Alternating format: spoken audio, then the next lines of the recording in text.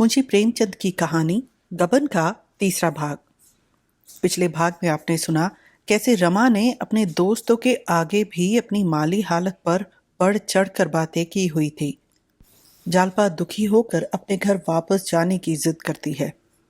रमा हमेशा की तरह झूठी मूठी बातें बनाकर उसे रोकने में सफल हो जाता है और उसके कहने पर नौकरी करने के लिए भी मान जाता है।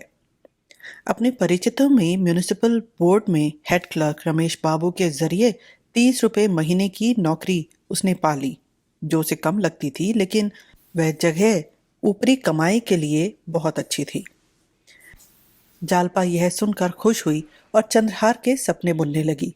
इसी बीच उसकी माँ ने अपना चंद्रहार भेजा तो उसे लगा उसकी माँ ने दुनिया की लाज के चलते अपने को जब्र करके हार दिया है। उसने हार को वापस करने का निश्चय किया। रमा के पिता दयानाथ उसकी नौकरी से खुश थे, लेकिन रमा ने उन्हें 30 की जगह 20 रुपए तनख्वाह बताई थी। दफ्तर शुरू करने के पहले ही रमा ने कुछ उधार और कुछ बचत के पैसों से बड़े आदमियों की तरह नए कपड़े बनवाए। कोट पैंट और हैट लगाकर वह दफ्तर गया।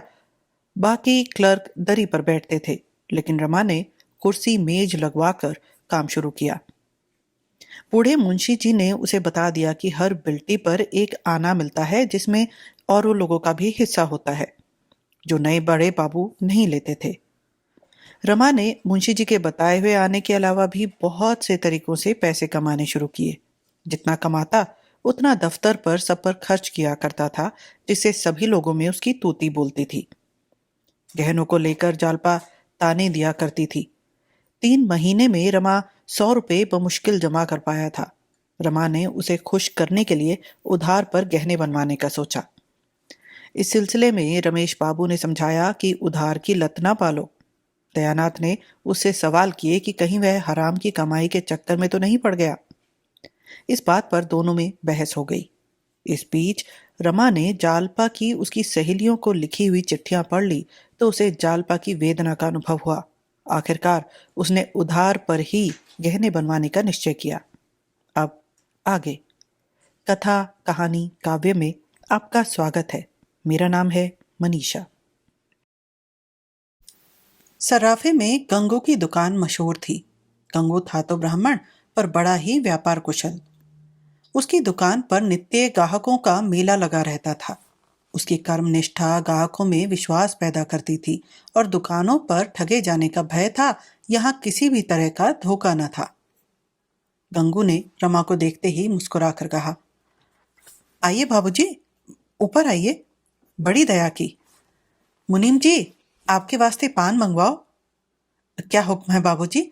आप तो जैसे मुझसे नाराज हैं, कभी आते ही नहीं। गरीबों पर भी कभी कभी दया किया कीजिए। गंगू की शिष्टता ने रमा की हिम्मत खोल दी। अगर उसने इतने आग्रह से ना बुलाया होता तो शायद रमा को दुकान पर जाने का साहस न होता। अपनी साख का उसे अभी तक अनुभव न हुआ था।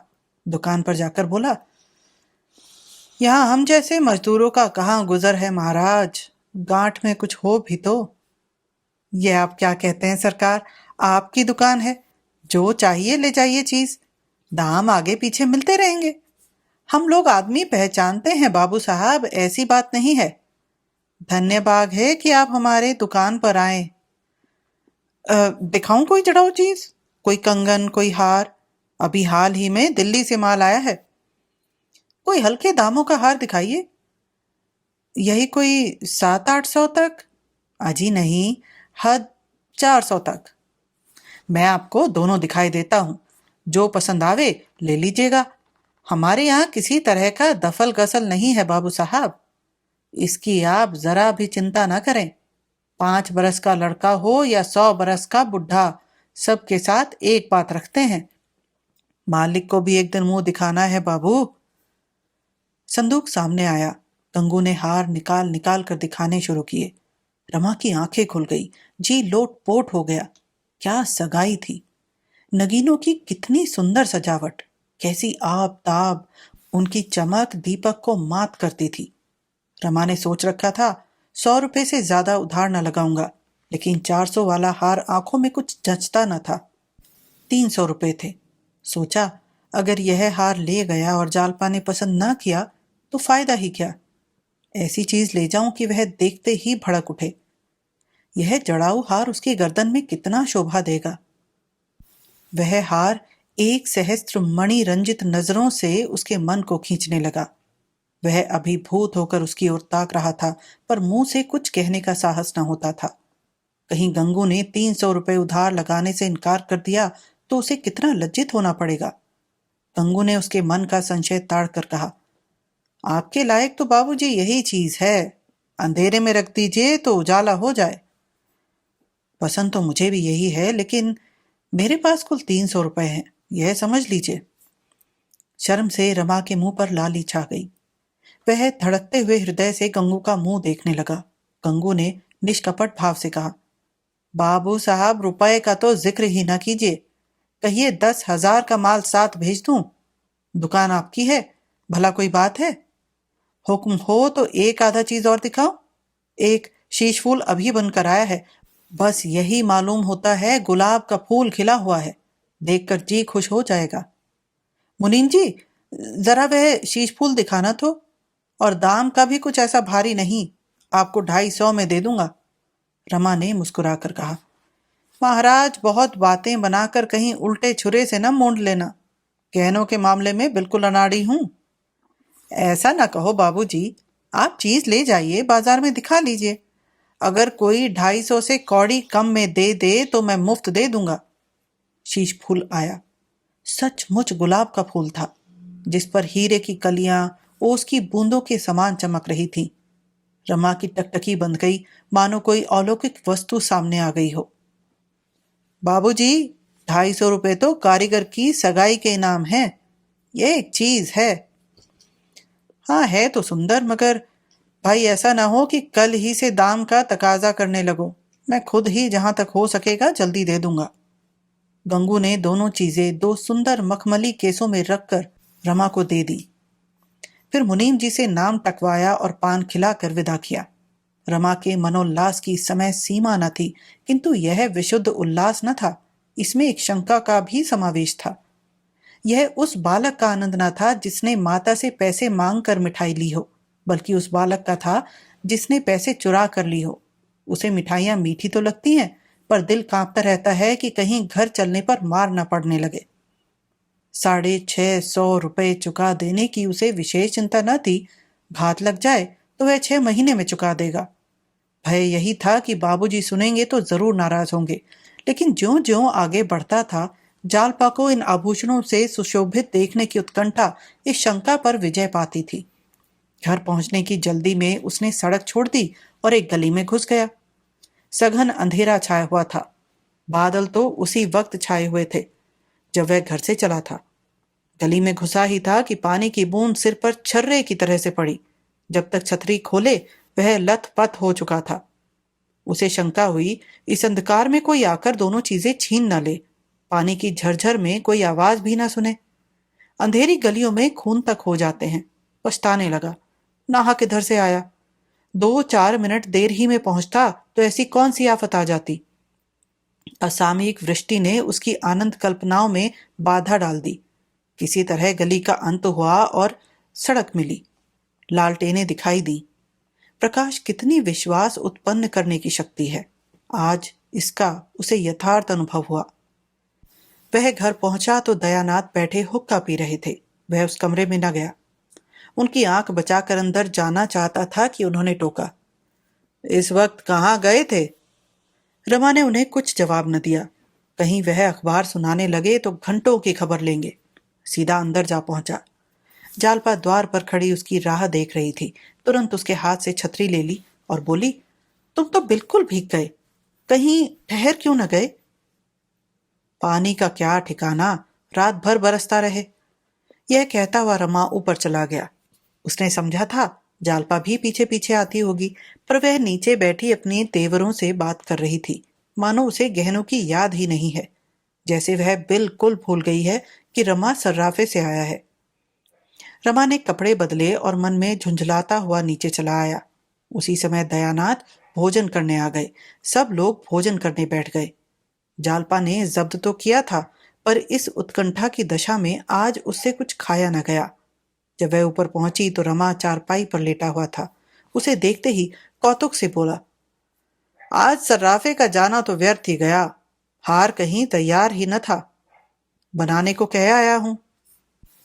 जालपा की उत्साह से चमकती हुई मुख छवि मलिन पड़ गई। बोली, वह तो पहले ही जानती थी, बनते बनते 5-6 महीने तो लग ही जाएंगे। नहीं जी, बहुत जल्द बना देगा, कसम खा रहा था। हाँ, जब चाहे दे। उत्कंठा की चरम सीमा ही निराशा है। जालपा मुंह धर कर लेटने जा रही थी कि रमा ने जोर से कह कहा मारा। जालपा चौंक पड़ी। समझ गई रमा ने शरारत की थी। मुस्कुराती हुई बोली, तुम भी बड़े नटखट हो। क्या लाए? कैसा चकमा दिया? ये तो मर्दों की आदत ही है। तुमने नई बात क्या की? जालपा दोनों आभूषणों को देखकर निहाल हो गई। हृदय में आनंद की लहरें सी उठने लगी। वह मनोभावों को छिपा देना चाहती थी कि रमा उसे ओछी न समझे, लेकिन एक एक अंग खिल जाता था। मुस्कुराती हुई आंखें, दमकते हुए कपोल और खिले हुए अधर उसका भरम गंवाए देते थे। उसने हार गले में पहना, शीश फूल जूड़े में सजाया और हर्ष से उन्मत्त होकर बोली, तुम्हें आशीर्वाद देती हूँ, ईश्वर तुम्हारी सारी मनोकामनाएं पूरी करे। आज जालपा की वह अभिलाषा पूरी हुई जो बचपन ही से उसकी कल्पनाओं का एक स्वप्न, उसकी आशाओं का एक क्रीड़ा स्थल बनी हुई थी। आज उसकी वह साध पूरी हो गई। यदि मान की यहाँ होती तो वह सबसे पहले यह हार उसे दिखाती और कहती, तुम्हारा हार तुम्हें मुबारक हो। रमा पर घड़ों नशा चढ़ा हुआ था। आज उसे अपना जीवन सफल जान पड़ा। अपने जीवन में आज पहली बार उसे विजय का आनंद प्राप्त हुआ। जालपा ने पूछा, जाकर अम्मा जी को दिखाऊं? रमा ने नम्रता से कहा, अम्मा को दिखाने क्या जाओगी? ऐसी कौन सी बड़ी चीजें हैं? अब मैं तुमसे साल भर तक किसी और चीज के लिए ना कहूंगी। इसके रुपए देकर ही मेरे दिल का बोझ हल्का होगा। रमा गर्व से बोला, रुपए की क्या चिंता है? हैं ही कितने। जरा अम्मा जी को दिखाया, देखें क्या कहती हैं। मगर यह न कहना उधार लाए हैं। जालपा इस तरह दौड़ी हुई नीचे गई मानो उसे वहां कोई निधि मिल जाएगी। आधी रात बीत चुकी थी। रमा आनंद की नींद सो रहा था। जालपा ने छत पर आकर एक बार आकाश की ओर देखा। निर्मल चांदनी छिटकी हुई थी। वह कार्तिक की चांदनी जिसमें संगीत की शांति है, शांति का माधुर्य और माधुर्य का उन्माद। अब जालपा ने कमरे में आकर अपनी संदूकची खोली और उसमें से वह कांच का चंद्रहार निकाला जिसे एक दिन पहनकर उसने अपने को धन्य माना था। पर अब इस नए चंद्रहार के सामने उसकी चमक उसी भांति मंद पड़ गई थी जैसे इस निर्मल चंद्र ज्योति के सामने तारों का आलोक। अब उसने उस नकली हार को तोड़ डाला और उसके दानों को नीचे गली में फेंक दिया, उसी भांति जैसे पूजन समाप्त हो जाने के बाद कोई उपासक मिट्टी की मूर्तियों को जल में विसर्जित कर देता है।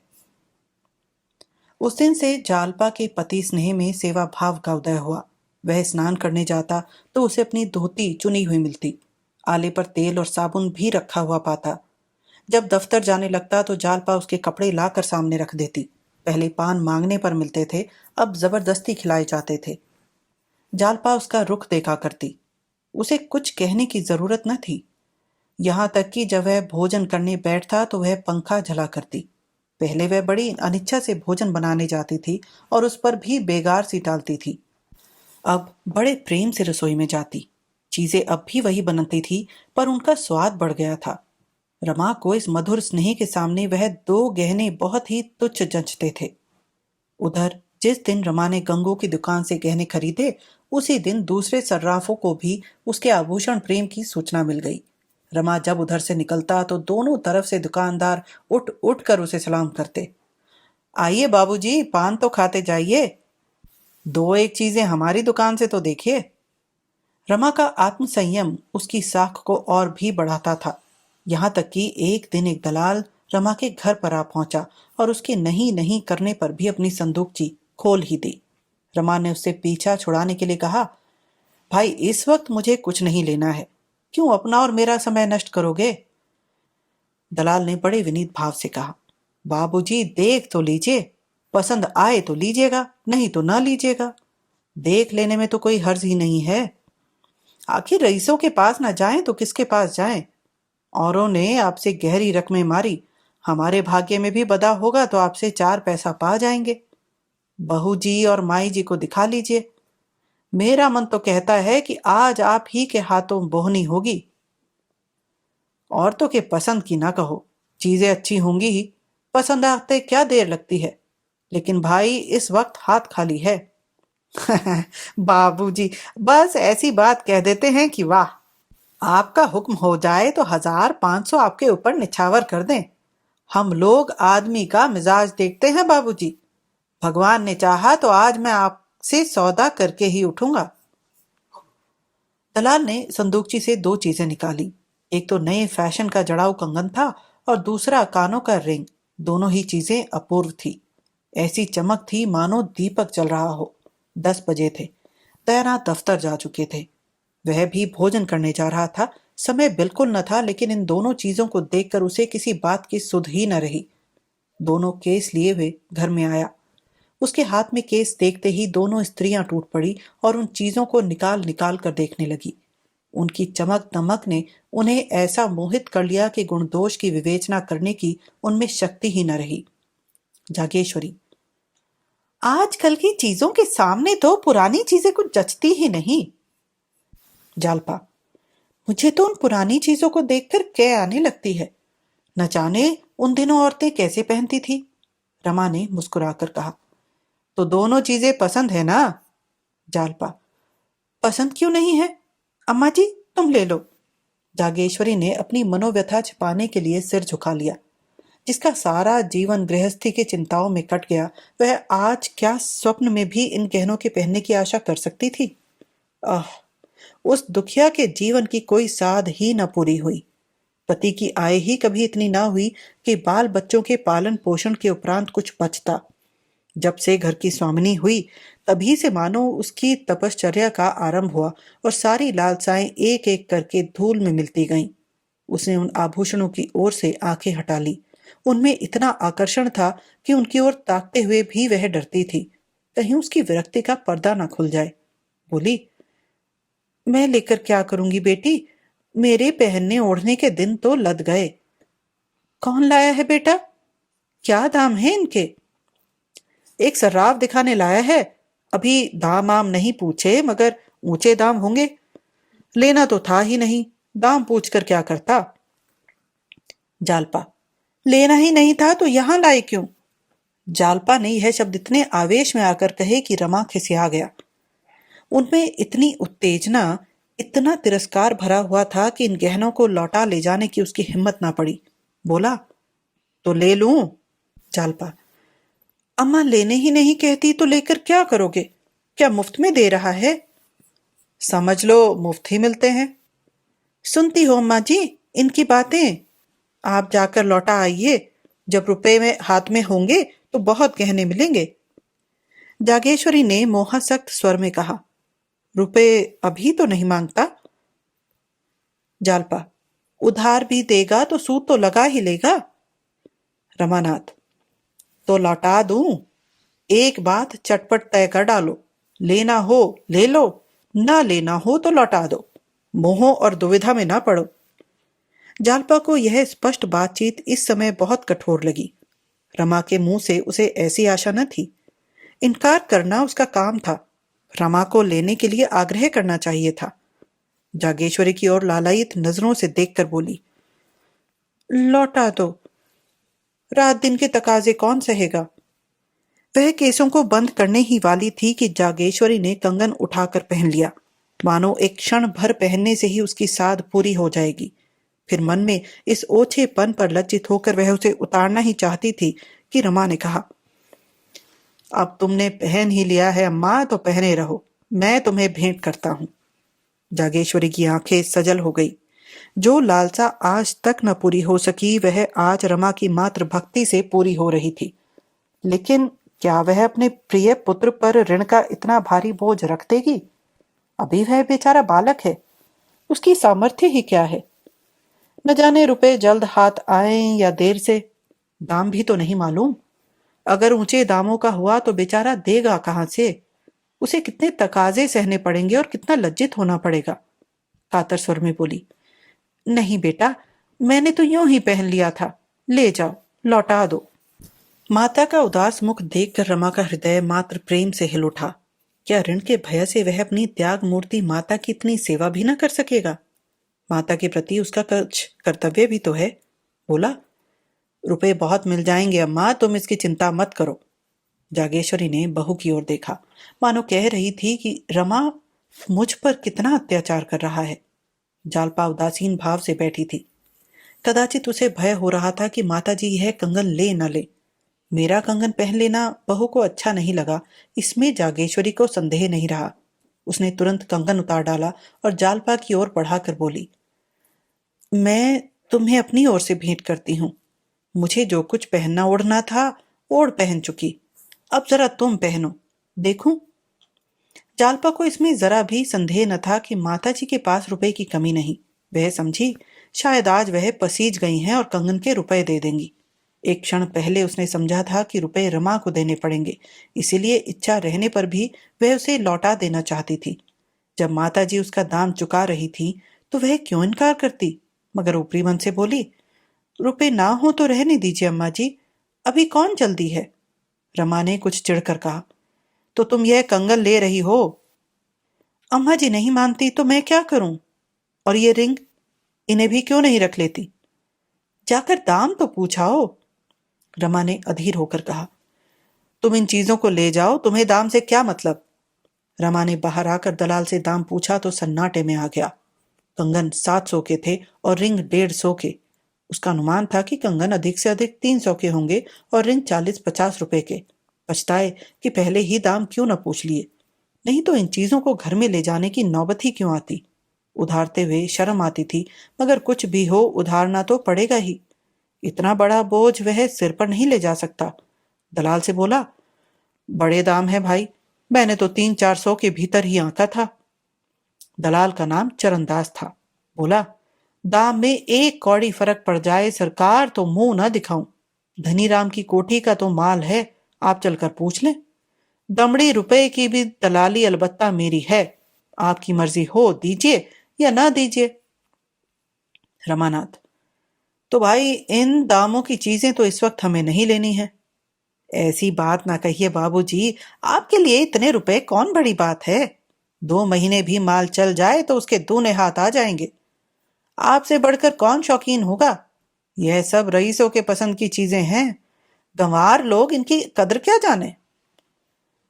850 बहुत होते हैं भाई। रुपयों का मुंह न देखे बाबूजी, जब बहू जी पहन कर बैठेंगी तो एक निगाह में सारे रुपए तर जाएंगे। रमा को विश्वास था कि जालपा गहनों का यह मूल्य सुनकर आप ही बिचक जाएगी। दलाल से और ज्यादा बातचीत न की। अंदर जाकर बड़े जोर से हंसा और बोला, आपने इस कंगन का क्या दाम समझा था माँ जी? जागेश्वरी कोई जवाब देकर बेवकूफ न बनना चाहती थी। इन जड़ाऊ चीजों में नाप तौल का कुछ हिसाब रहता नहीं, जितने में तय हो जाए वही ठीक है। अच्छा तुम बताओ जालपा, इस कंगन का कितना दाम आंकती हो? 600 से कम का नहीं। रमा का सारा खेल बिगड़ गया। दाम का भय दिखाकर रमा ने जालपा को डरा देना चाहा था, मगर 6 और 7 में बहुत थोड़ा ही अंतर था और संभव है चरणदास इतने ही पर राजी हो जाए। कुछ झेप कर बोला, कच्चे नगीने नहीं है। कुछ भी हो, 600 से ज्यादा का नहीं। और रिंग का? अधिक से अधिक 100 रुपए। यहां भी चूकी, 150 मांगता है। जट्टू है कोई, हमें इन दामों लेना ही नहीं। रमा की चाल उल्टी पड़ी। जालपा को इन चीजों के मूल्य के विषय में बहुत धोखा न हुआ था। आखिर रमा की आर्थिक दशा तो उससे छिपी न थी, फिर वह 700 रुपए की चीजों के लिए मुंह खोले बैठी थी। रमा को क्या मालूम था कि जालपा कुछ और ही समझकर कंगन पर लहराई थी। अब तो गला छूटने का एक ही उपाय था, और वह यह कि दलाल 600 पर राजी न हो तो बोला, वह 850 से कौड़ी कम न लेगा। जालपा, तो लौटा दो। मुझे तो लौटाते शर्म आती है। अम्मा, जरा आप ही दालान में चलकर कह दें, हमें 700 से ज्यादा नहीं देना है। देना होता तो दे दो, नहीं चले जाओ। जागेश्वरी, हाँ रे क्यों नहीं, उस दलाल से मैं बातें करने जाऊं? जालपा, तुम ही क्यों नहीं कह देते? इसमें तो कोई शर्म की बात नहीं। मुझसे साफ जवाब न देते बनेगा। दुनिया भर की खुशामद करेगा। चुनी चुना आप बड़े आदमी हैं, रईस हैं, राजा हैं। आपके लिए 150 क्या चीज है। मैं उसकी बातों में आ जाऊंगा। जालपा, अच्छा चलो मैं ही कह देती हूँ। वाह, फिर तो सब काम ही बन जाएगा। रमा पीछे दुबक गया। जालपा दालान में आकर बोली, जरा यहाँ आना जी। ओ सर्राफ, लूटने आए हो या माल बेचने आए हो? चरणदास बरामदे से उठकर द्वार पर आया और बोला, क्या हुक्म है सरकार? माल बेचने आते हो या जटने आते हो? 700 रुपये कंगन के मांगते हो? 700 तो उसकी कारीगरी के दाम है हुजूर।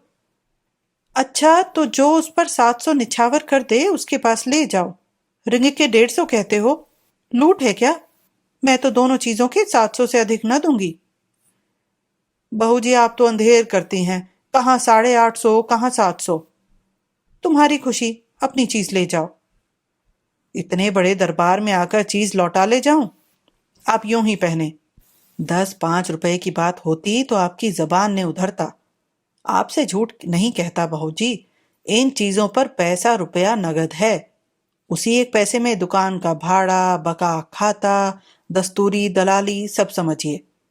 एक बात ऐसी समझकर कहिए कि हमें भी 4 पैसे मिल जाएं, सवेरे सवेरे लौटना ना पड़े। कह दिए, वही 700।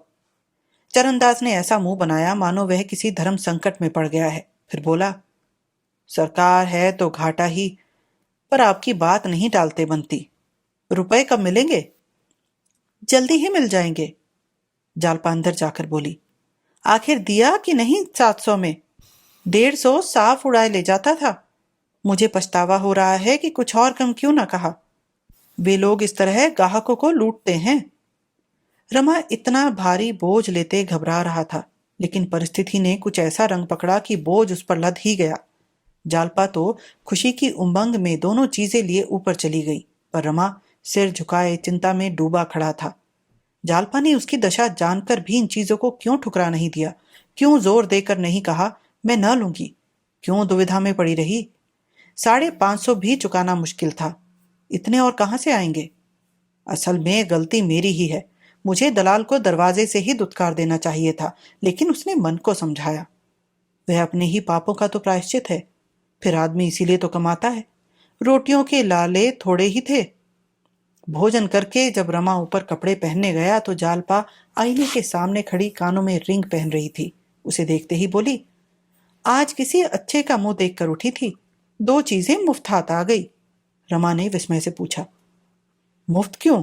रुपए न देने पड़ेंगे? रुपए तो अम्मा जी देंगी। क्या कुछ कहती थी? उन्होंने मुझे भेंट दिए हैं तो रुपए कौन देगा? रमा ने उसके भोलेपन पर मुस्कुराकर कहा, यही समझकर तुमने ये चीजें ली हैं? अम्मा को देना होता तो उसी वक्त दे देती, जब गहने चोरी गए थे। क्या उनके पास रुपए न थे? जालपा असमंजस में पड़कर बोली, तो मुझे क्या मालूम था? अब भी तो लौटा सकते हो। कह देना जिसके लिए लिया था उसे पसंद नहीं आया। यह कहकर उसने तुरंत कानों से रिंग निकाल दिए, कंगन भी उतार डाले और दोनों चीजें केस में रखकर उसकी तरफ इस तरह बढ़ाई जैसे कोई बिल्ली चूहे से खेल रही हो, और वह चूहे को अपनी पकड़ से बाहर नहीं होने देती, उसे छोड़कर भी नहीं छोड़ती।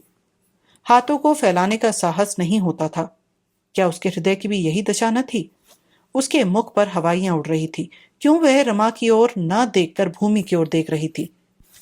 क्यों सिर ऊपर न उठाती थी? किसी संकट से बच जाने में जो हार्दिक आनंद होता है वह कहाँ था? उसकी दशा ठीक उस माता की सी थी जो अपने बालक को विदेश जाने की अनुमति दे रही हो।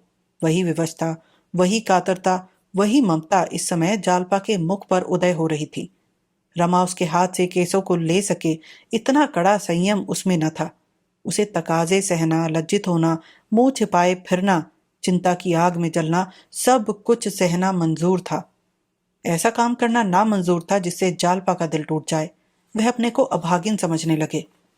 उसका सारा ज्ञान, सारी चेष्टा, सारा विवेक इस आघात का विरोध करने लगा। प्रेम और परिस्थितियों के संघर्ष में प्रेम ने विजय पाई। उसने मुस्कुराकर कहा, रहने दो, अब ले लिया है तो क्या लौटाएं? अम्मा जी भी हंसेंगी। जालपा ने बनावटी कांपते हुए कंठ से कहा, अपनी चादर देखकर ही पांव फैलाना चाहिए। एक नई विपत्ति मोल लेने की क्या जरूरत है? रमा ने मानो जल में डूबते हुए कहा। ईश्वर मालिक है। और तुरंत नीचे चला गया। हम क्षणिक मोह और संकोच में पड़कर अपने जीवन के सुख और शांति को कैसे होम कर देते हैं। अगर जालपा मोह के इस झोंके में अपने को स्थिर रख सकती, अगर रमा संकोच के आगे सिर न झुका देता, दोनों के हृदय में प्रेम का सच्चा प्रकाश होता, तो वे पथ भ्रष्ट होकर सर्वनाश की ओर न जाते। 11 बज गए थे। दफ्तर के लिए देर हो रही थी, पर रमा इस तरह जा रहा था जैसे कोई अपने प्रिय बंधु की दाह क्रिया करके लौट रहा हो। जालपा अब वह एकांत वासिनी रमणी न थी जो दिन भर मुंह लपेटे उदास पड़ी रहती थी। उसे अब घर में बैठना अच्छा नहीं लगता था। अब तक तो वह मजबूर थी, कहीं आ जा न सकती थी। अब ईश्वर की दया से उसके पास भी गहने जमा हो गए थे। फिर वह क्यों मन मारे घर में पड़ी रहती। वस्त्राभूषण कोई मिठाई तो नहीं जिसका स्वाद एकांत में लिया जा सके। आभूषणों को संदूकची में बंद करके रखने से क्या फायदा। मोहल्ले या बिरादरी में कहीं से बुलावा आता तो वह सास के साथ अवश्य जाती। कुछ दिनों के बाद सास की जरूरत भी न रही। वह अकेली आने जाने लगी। फिर कार्य प्रयोजन की कैद भी नहीं रही। उसके रूप, लावण्य, वस्त्र, आभूषण और शील विनय ने मोहल्ले की स्त्रियों में उसे जल्दी ही सम्मान के पद पर पहुंचा दिया। उसके बिना मंडली सूनी रहती थी। उसका कंठ स्वर इतना कोमल था, भाषण इतना मधुर, छवि इतनी अनुपम कि वह मंडली की रानी मालूम होती थी। उसके आने से मोहल्ले के नारी जीवन में जान सी पड़ गई। नित्य ही कहीं ना कहीं जमाव हो जाता। घंटे 2 घंटे गा बजाकर या गपशप करके रमणियां दिल बहला लिया करती। कभी किसी के घर, कभी किसी के घर। गागुन में 15 दिन बराबर गाना होता रहता। जालपा ने जैसा रूप पाया था वैसा ही उदार हृदय भी पाया था। पान पत्तों का खर्च प्राय उसी के मत्थे पड़ता।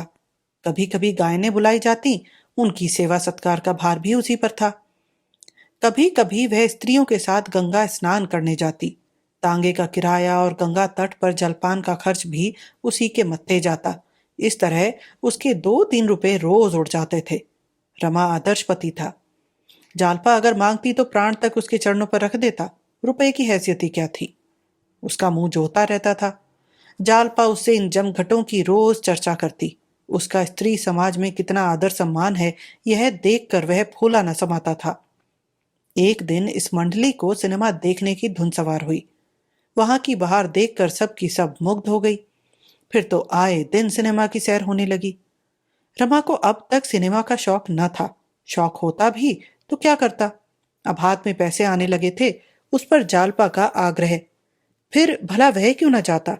सिनेमा गृह में कितनी ही ऐसी रमणियां मिलती जो मुंह खोले निसंकोच हंसती बोलती रहती थी।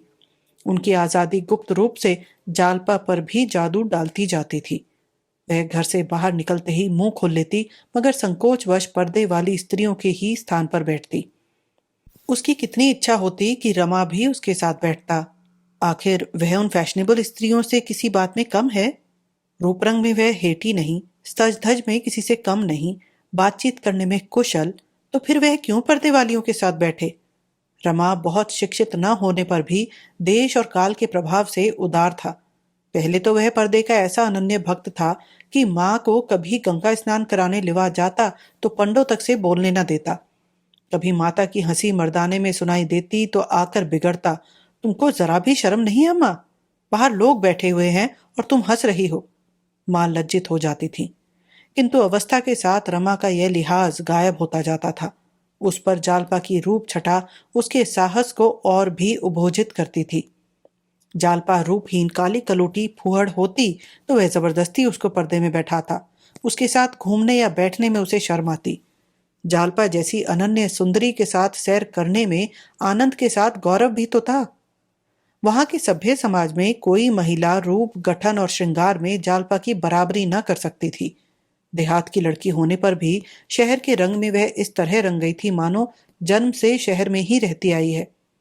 थोड़ी सी कमी अंग्रेजी शिक्षा की थी, उसे भी रमा पूरी किए देता था, मगर पर्दे का यह बंधन टूटे कैसे। भवन में रमा के कितने ही मित्र, कितनी ही जान पहचान के लोग बैठे नजर आते थे। वे उसे जालपा के साथ बैठे देखकर कितना हंसेंगे। आखिर एक दिन उसने समाज के सामने ताल ठोंक कर खड़े हो जाने का निश्चय कर ही लिया। जालपा से बोला, आज हम तुम सिनेमा घर में साथ बैठेंगे।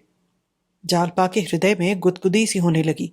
हार्दिक आनंद की आभा चेहरे पर झलक उठी। बोली, सच? नहीं भाई, साथ वालियां जीने ना देंगी। इस तरह डरने से तो फिर कभी कुछ ना होगा। यह क्या स्वांग है कि स्त्रियां मुंह छिपाए चिक्की आड़ में बैठी रहें। इस तरह यह मामला भी तय हो गया। पहले दिन दोनों झेपते रहे, लेकिन दूसरे दिन से हिम्मत खुल गई। कई दिनों के बाद वह समय भी आया कि रमा और जालपा संध्या समय पार्क में साथ साथ टहलते दिखाई दिए। जालपा ने मुस्कुरा कर कहा, कहीं बाबूजी देख लें तो क्या? कुछ नहीं, मैं तो मारे शर्म के गड़ जाऊं। अभी तो मुझे भी शर्म आएगी, मगर बाबूजी खुद ही इधर ना आएंगे। और जो कहीं अम्मा जी देख ले? अम्मा से कौन डरता है, 2 दलीलों में ठीक कर दूंगा। 10 ही 5 दिन में जालपा ने नए महिला समाज में अपना रंग जमा लिया। उसने इस समाज में इस तरह प्रवेश किया जैसे कोई कुशल वक्ता पहली बार परिषद के मंच पर आता है। विद्वान लोग उसकी उपेक्षा करने की इच्छा होने पर भी उसकी प्रतिभा के सामने सिर झुका देते हैं। जालपा भी आई, देखा और विजय कर लिया। उसके सौंदर्य में वह गरिमा, वह कठोरता, वह शान, वह तेजस्विता थी जो कुलीन महिलाओं के लक्षण हैं। पहले ही दिन एक महिला ने जालपा को चाय का निमंत्रण दिया और जालपा इच्छा न रहने पर भी उसे अस्वीकार न कर सकी। जब दोनों प्राणी वहां से लौटे तो रमा ने चिंतित स्वर में कहा, तो कल इसकी चाय पार्टी में जाना पड़ेगा।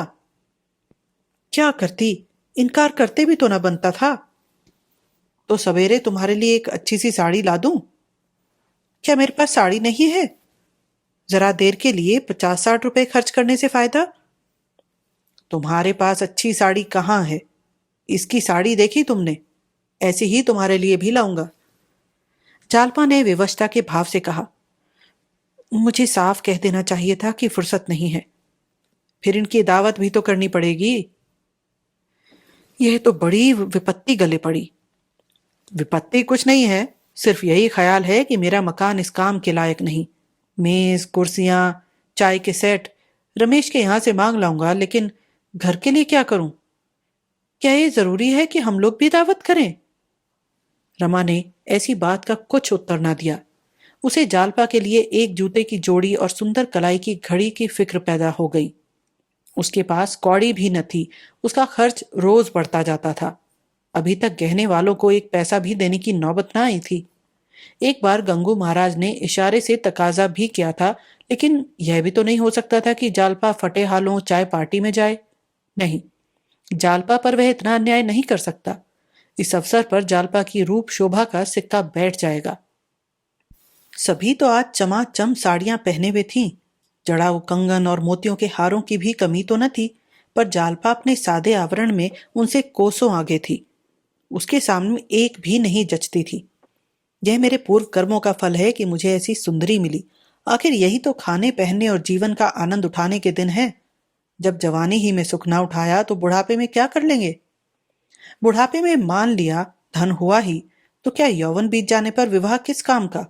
साड़ी और घड़ी लाने की उसे धुन सवार हो गई। रात भर तो उसने सब्र किया, दूसरे दिन दोनों चीजें लाकर ही दम लिया। जालपा ने झुंझला कर कहा, मैंने तो तुमसे कहा था इन चीजों का काम नहीं है। 150 से कम की ना होंगी। 150? इतना फजूल खर्च मैं नहीं हूं। 150 से कम की ये चीजें नहीं हैं। जालपा ने घड़ी कलाई में बांध ली और साड़ी को खोलकर मंत्रमुग्ध नजरों से देखा। तुम्हारी कलाई पर यह घड़ी कैसी खिल रही है। मेरे रुपए वसूल हो गए? सच बताओ, कितने रुपए खर्च हुए? सच बता दूं, 135 रुपए। 75 रुपए की साड़ी, 10 के जूते और 50 की घड़ी। यह 150 ही तो हुए। मैंने कुछ बढ़ाकर थोड़े ही कहा था। मगर यह सब रुपए अदा कैसे होंगे? उस चुड़ैल ने व्यर्थ ही मुझे निमंत्रण दिया। अब मैं बाहर जाना ही छोड़ दूंगी। रमा भी इसी चिंता में मग्न था, पर उसने अपने भाव को प्रकट करके जालपा के हर्ष में बाधा न डाली। बोला, सब अदा हो जाएगा। जालपा ने तिरस्कार के भाव से कहा, कहां से अदा हो जाएगा? जरा सुनो, कौड़ी तो बचती नहीं, अदा कहां से हो जाएगा? वह तो कहो बाबूजी घर का खर्च संभाले हुए हैं, नहीं तो मालूम होता। क्या तुम समझते हो कि मैं गहने और साड़ियों पर मरती हूं? इन चीजों को लौटा आओ। रमा ने प्रेमपूर्ण नजरों से कहा। इन चीजों को रख लो, फिर तुमसे बिना पूछे कुछ न लाऊंगा। संध्या समय जब जालपा ने नई साड़ी और नए जूते पहने, घड़ी कलाई पर बांधी और आईने में अपनी सूरत देखी तो मारे गर्व और उल्लास के उसका मुखमंडल प्रज्वलित हो उठा। उसने उन चीजों के लौटाने के लिए सच्चे दिल से कहा हो, पर इस समय वह इतना त्याग करने को तैयार न थी। संध्या समय जालपा और रमा छावनी की ओर चले।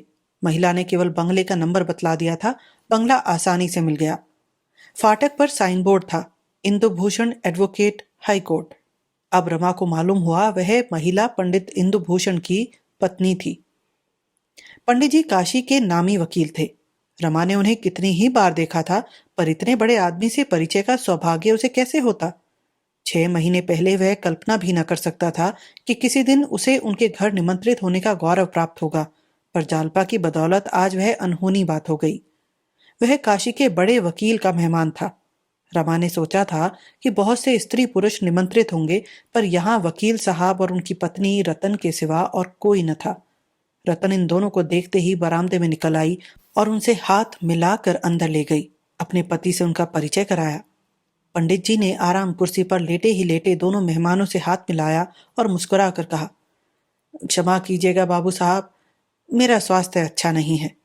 आप यहाँ किस ऑफिस में हैं? रमा ने छींपते हुए कहा, जी हाँ, वो म्यूनिसिपल ऑफिस में हूँ। अभी हाल ही में आया हूँ। कानून की तरफ जाने का इरादा था, पर नए वकीलों की यहाँ जो हालत हो रही है उसे देखकर हिम्मत न पड़ती।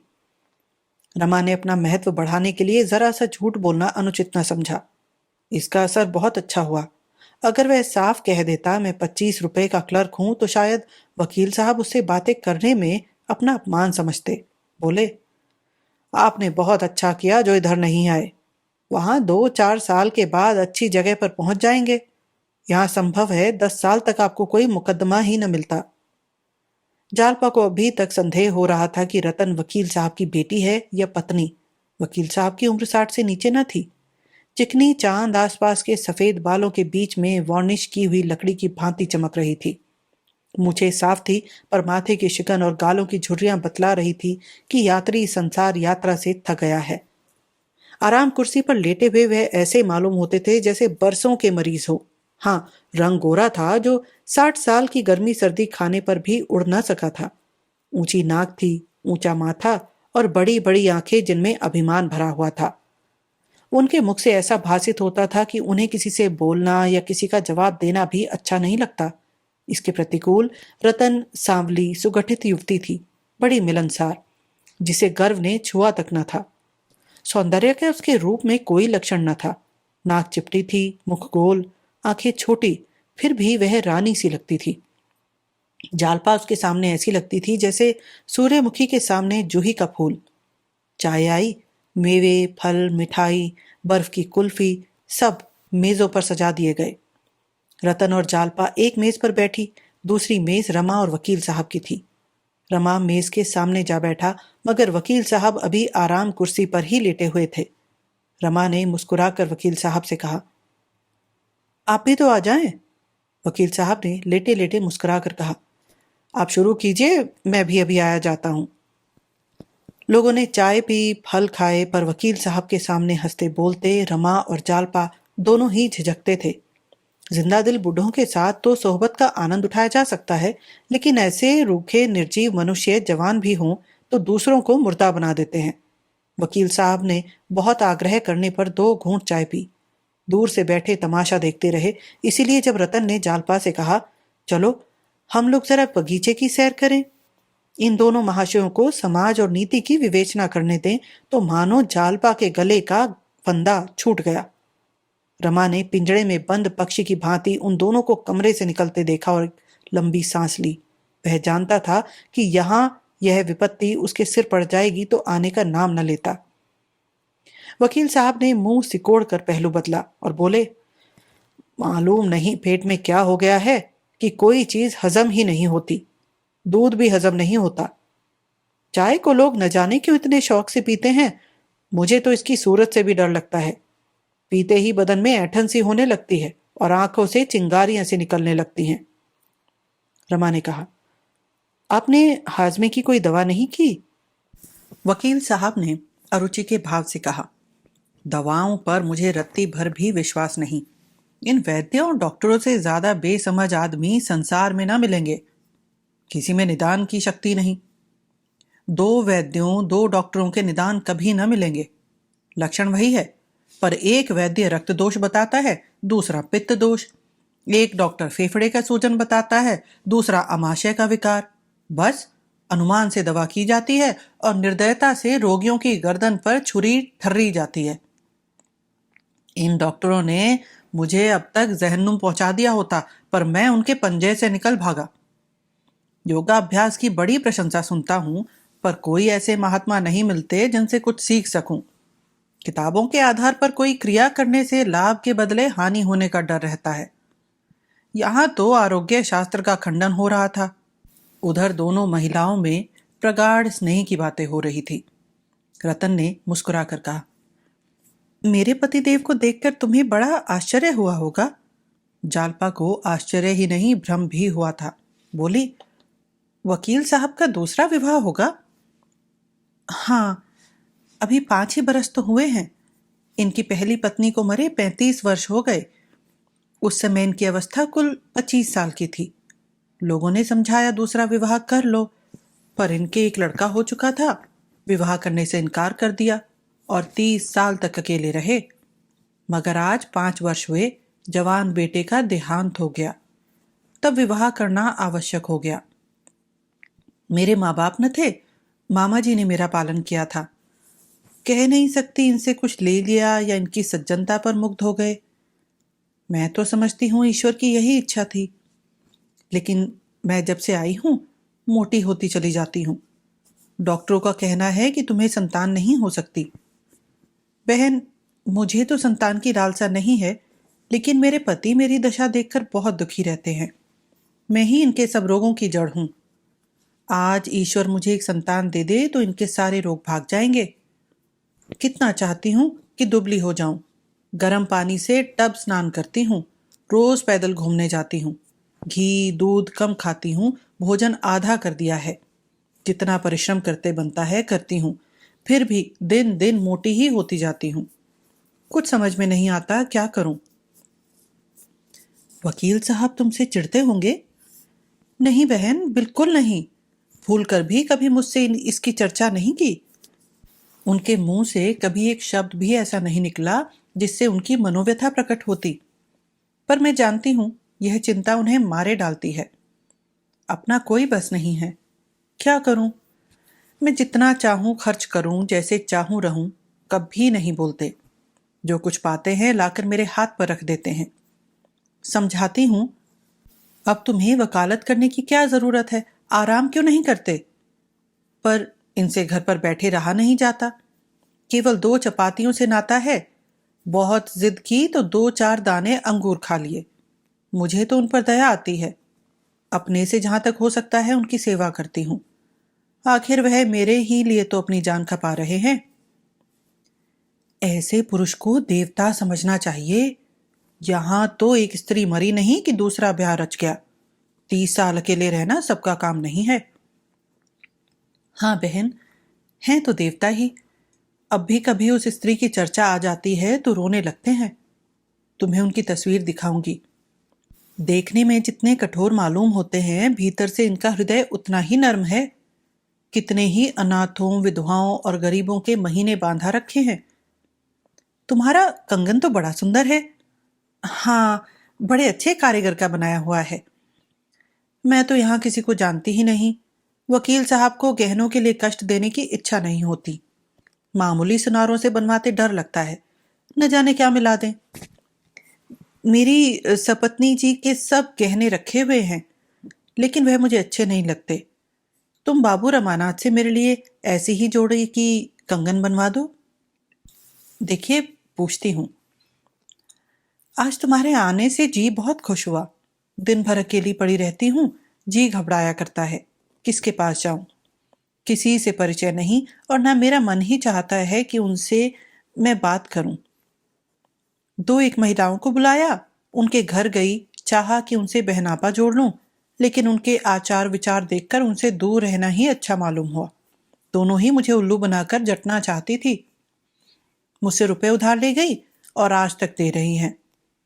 श्रृंगार की चीजों पर मैंने उनका इतना प्रेम देखा कि कहते लज्जा आती है। तुम घड़ी आधा घड़ी के लिए रोज चली आया करो बहन। वाह, इससे अच्छा क्या होगा? मैं मोटर भेज दिया करूंगी। क्या जरूरत है, तांगे तो मिलते ही हैं।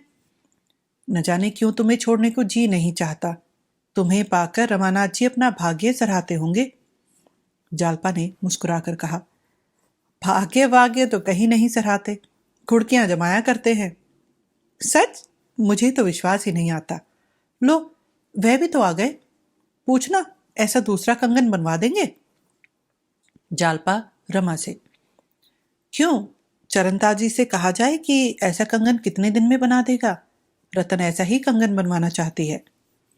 रमा ने तत्परता से कहा, हाँ हाँ, बना क्यों नहीं सकता, इससे बहुत अच्छे बना सकता है। इस जोड़े के कितने लिए थे? रतन ने पूछा। जालपा, 800 के थे।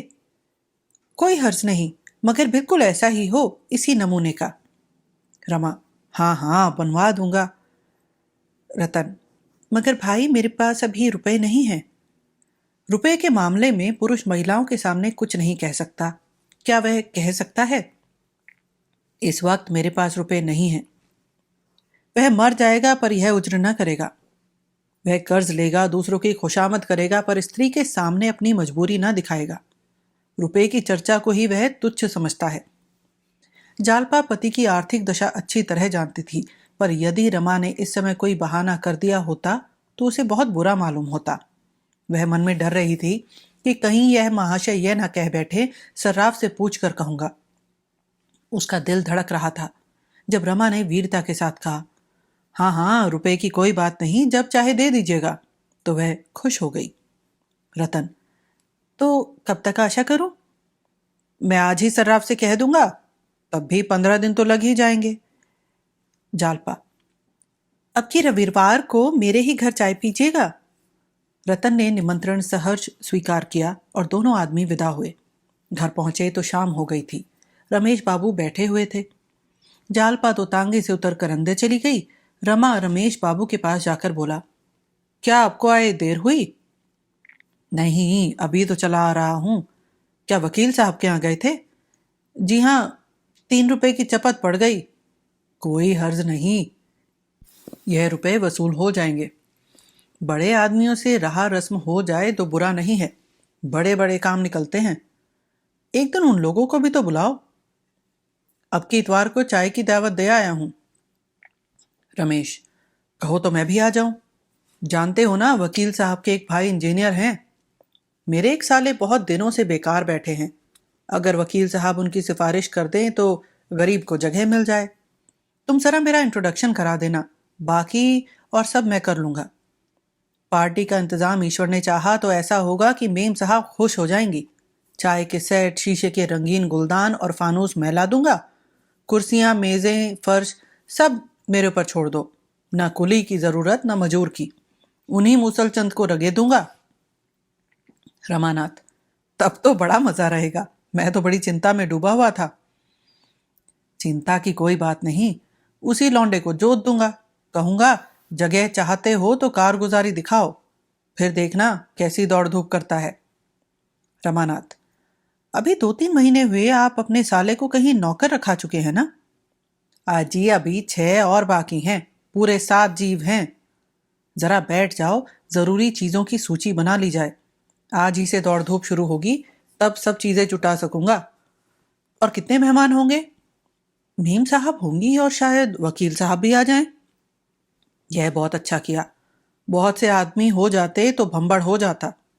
हमें तो मेम साहब से काम है, ठलुओं की खुशामद करने से क्या फायदा।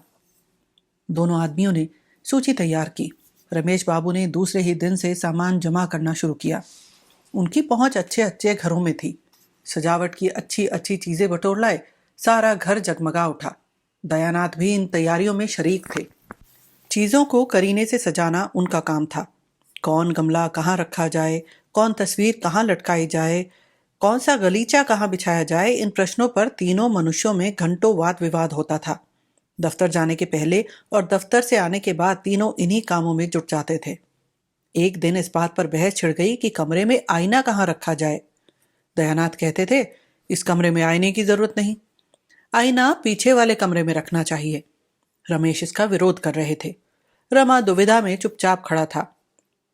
न इनकी सी कह सकता था, न उनकी सी। दयानाथ, मैंने सैकड़ों अंग्रेजों के ड्राइंग रूम देखे हैं, कहीं आईना नहीं देखा। आईना श्रृंगार के कमरे में रहना चाहिए, यहां आईना रखना बेतुकी सी बात है। रमेश, मुझे सैकड़ों अंग्रेजों के कमरों को देखने का तो अवसर नहीं मिला है, लेकिन 2-4 जरूर देखे हैं और उनमें आईना लगा हुआ देखा। फिर क्या यह जरूरी बात है कि इन जरा जरा सी बातों में भी हम अंग्रेजों की नकल करें? हम अंग्रेज नहीं, हिंदुस्तानी हैं। हिंदुस्तानी रईसों के कमरे में बड़े बड़े आदमकद आईने रखे जाते हैं। यह तो आपने हमारे बिगड़े हुए बाबुओं की सी बात कही, जो पहनावे में, कमरे की सजावट में, बोली में, चाय और शराब में, चीनी की प्यालियों में, गरज दिखावे की सभी बातों में तो अंग्रेजों का मुंह चढ़ाते हैं। लेकिन जिन बातों ने अंग्रेजों को अंग्रेज बना दिया है और जिनकी बदौलत वे दुनिया पर राज करते हैं, उनकी हवा तक नहीं छू जाती। क्या आपको भी बुढ़ापे में अंग्रेज बनने का शौक चढ़ाया है? दयानाथ अंग्रेजों की नकल को बहुत बुरा समझते थे। यह चाय पार्टी भी उन्हें बुरी मालूम हो रही थी। अगर कुछ संतोष था तो यही कि 2-4 बड़े आदमियों से परिचय हो जाएगा। उन्होंने अपनी जिंदगी में कभी कोट नहीं पहना था। चाय पीते थे मगर चीनी के सेट की कैद न थी। कटोरा, कटोरी, गिलास, लोटा, तसला, किसी से भी उन्हें आपत्ति न थी, लेकिन इस वक्त उन्हें अपना पक्ष निभाने की पड़ी थी। बोले, हिंदुस्तानी रईसों के कमरे में मेजें कुर्सियां नहीं होती, फर्श होता है। आपने कुर्सी मेज लगाकर इसे अंग्रेजी ढंग पर तो बना दिया, अब आईने के लिए हिंदुस्तानियों की मिसाल दे रहे हैं। या तो हिंदुस्तानी रखिए या अंग्रेजी। यह क्या है कि आधा तीतर आधा बटेर, कोट पतलून पर चौगेशिया टोपी तो अच्छी मालूम नहीं होती। रमेश बाबू ने समझा था कि दयानाथ की जबान बंद हो जाएगी, लेकिन यह जवाब सुना तो चकराए। मैदान हाथ से जाता हुआ दिखाई दिया। बोले, तो आपने किसी अंग्रेज के कमरे में आईना नहीं देखा? भला ऐसे 10-5 अंग्रेजों के नाम तो बताइए। एक आपका वही किरंटा हेड क्लर्क है, उसके सिवा और किसी अंग्रेज के कमरे में तो शायद आपने कदम भी ना रखा होगा। उसी किरंटे को आपने अंग्रेजी रुचि का आदर्श समझ लिया है। खूब, मानता हूं। यह तो आपकी जबान है। उसे किरंटा, चमरेशियन, पिलपिली जो चाहे कहें, लेकिन रंग को छोड़कर वह किसी बात में अंग्रेजों से कम नहीं। और उसके पहले तो यूरोपियन था।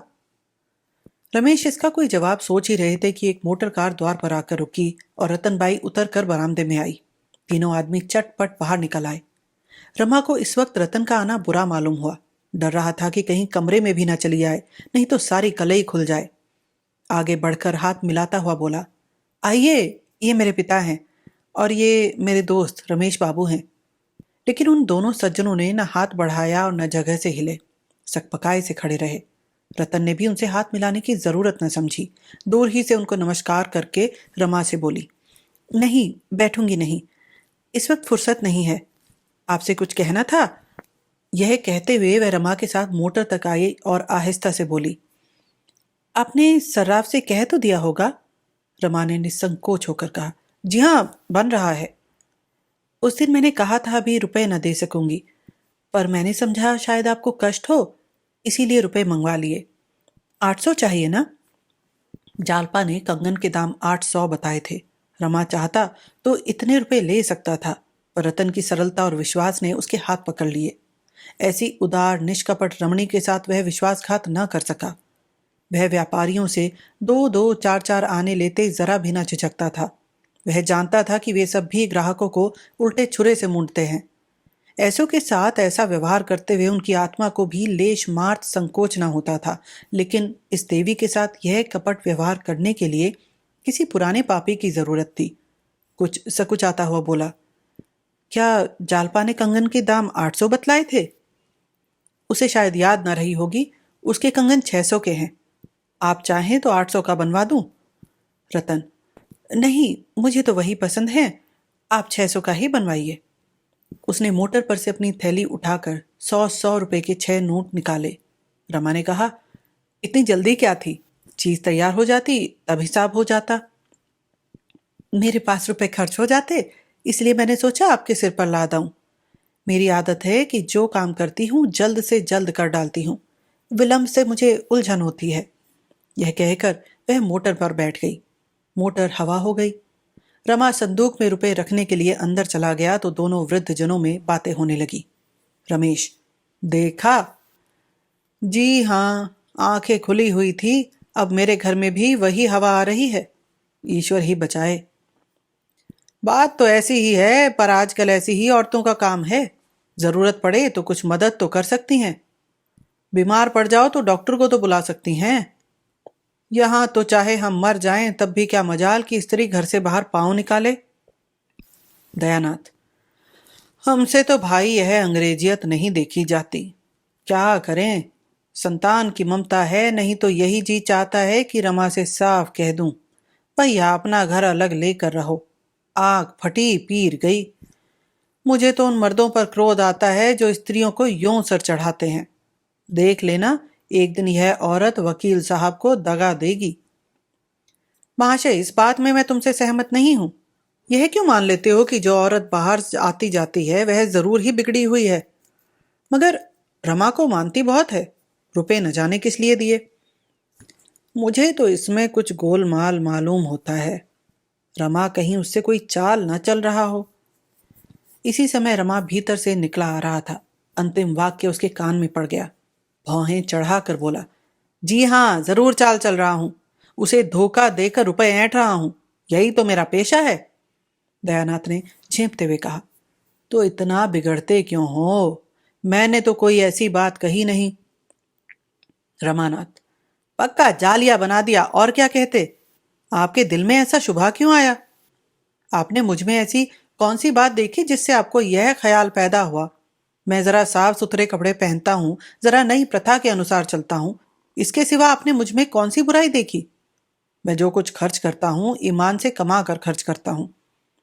जिस दिन धोखे और फरेब की नौबत आएगी, जहर खाकर प्राण दे दूंगा। हाँ, यह बात है कि किसी को खर्च करने की तमीज होती है, किसी को नहीं होती। वह अपनी सुबुद्धि है। अगर इसे आप धोखेबाजी समझें तो आपको अख्तियार है।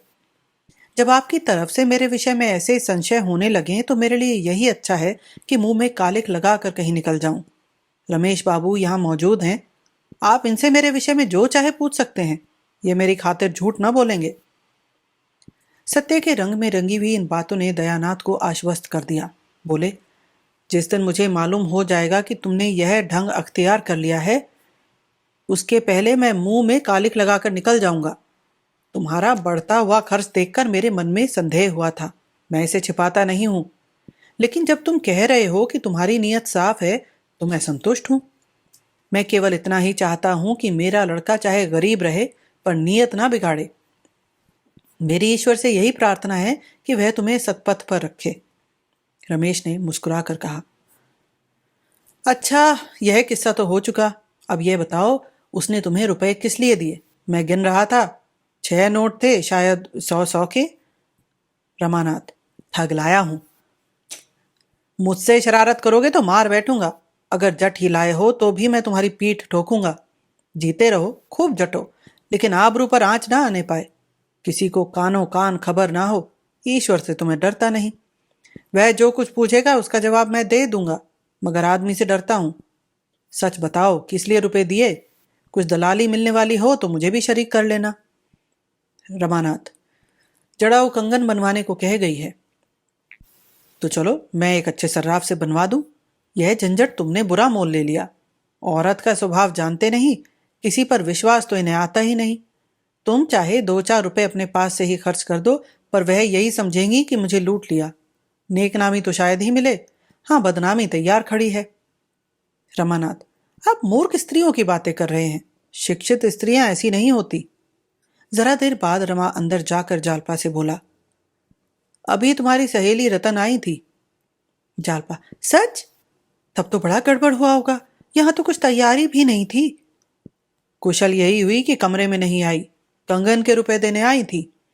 तुमने शायद 800 बताए थे, मैंने 600 ले लिए, जालपा ने झेंपते हुए कहा।